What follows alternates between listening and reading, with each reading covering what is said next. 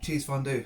Quick and easy and a good way of using up some leftover bits if you have bits of cheese laying around. I've got this bottle of wine, it's been open a few days that we've done a few things with. It's super easy. It's a garlic clove crushed. Turn that on to a decent heat. You want to get your wine hot. Don't worry too much, less or more. I like more. I like a good boozy fondue.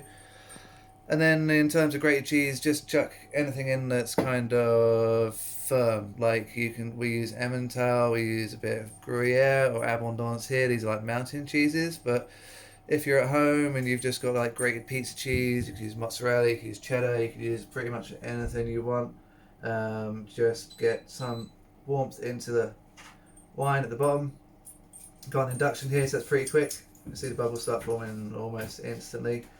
Leave the garlic in there because someone will just find that later. They'll think it's a bit of leftover bread and they'll chomp down and they get a bit of garlic. I quite like it.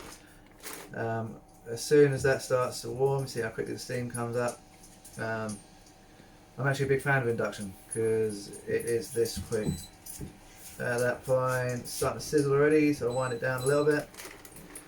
And this is just a grated cheese. Yeah, we get this here because it makes a decent fondue, but you can use pretty much anything that's grated and kind of stringy that you might put on a pizza, that sort of stuff. And then just warm this through.